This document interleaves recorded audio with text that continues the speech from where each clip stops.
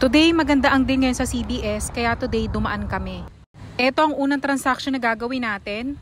Ang sabi dito, kapag bumili ka ng dalawa, may $5 na extra back ka. Pero limit of 2. Kaya pwede mong makuha up to 10 extra back dito sa isang transaction. At ito ay nakasale ng $4.94 ang isa. Kukuha tayo ng 4. I-combine din natin dito sa transaction na to, etong Crest na toothpaste. Ito ay $3.94 ang isa. Pag bumili ka ng dalawa, may $4 na extra back.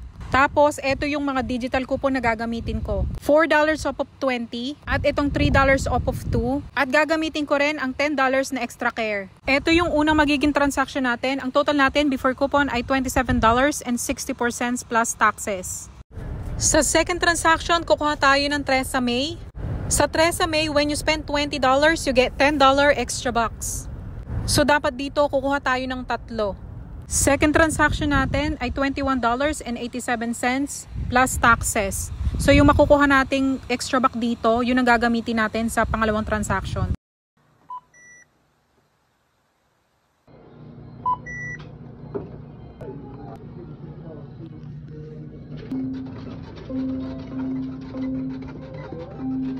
Sa first transaction, ang unang binayaran natin ay $10.64. Tapos may nakuha pa tayong $14 na extra bucks. Ang total natin before coupon ay $23.19 kasama ang taxes. Select number of CVS bags.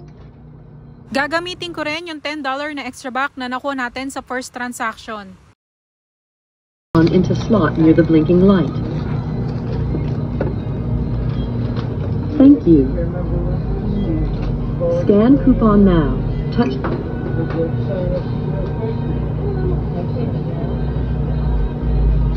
Your total is $5.19. Please.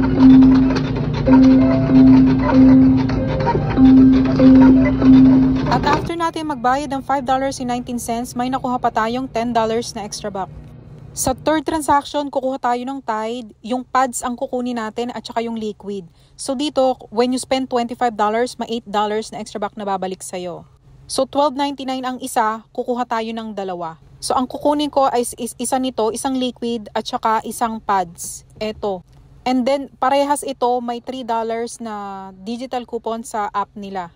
Eto yung digital coupon na nakaklip na. Magbayad na tayo. Ang total natin before coupon ay $25.98 plus taxes. At dito sa third transaction, gagamitin din natin yung $14 na extra buck.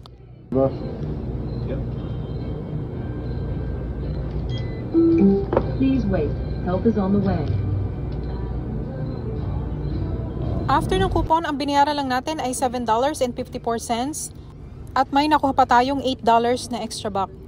May isang account pa ako sa CBS kaya ginamit ko yung isa pa para makuha ko ulit yung transaction. So tigda 2 transaction yung ginawa ko. At after nga niyan, ayan, dumating na si Michael para sunduin ako. So dito sa transaction na ginawa natin, bali 2 account yung ginawa ko rito. So eto yung unang account, eto yung pangalawang account. Kasi isang beses mo lang pwedeng makuha yung mga extra buck na nandun. Depende kung may limit 1, kung may limit ng isa at saka yung 2. Katulad nito, may limit na 2 kaya ang nakuha natin is $10. Pero mostly, tagi-isang limit lang yan. 2 account yung ginamit ko. So ayan, ang ginastos natin dyan lahat-lahat ay nasa $45 and few cents. Kaya para sa mga kababayan ko na hindi pa marunong mag-coupon, umpisahan nyo na. Aralin nyo kung papaano. Ang first step, gumawa kayo ng account sa CBS. Libre lang naman yan. Yung sa akin kasi, ang binabayaran ko doon is yung extra care. Kapag kumuha kayo ng extra care na membership, may bayad yon na $5 monthly. Pero yung may babalik sa'yo na monthly din na $10 na extra care. Ayun yung ginamit ko sa unang transaction. Yung $10 monthly mo yan makukuha.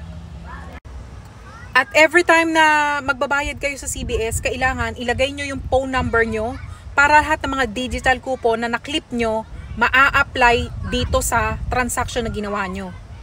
Yun lang. Sana po nag-enjoy kayo. Bye!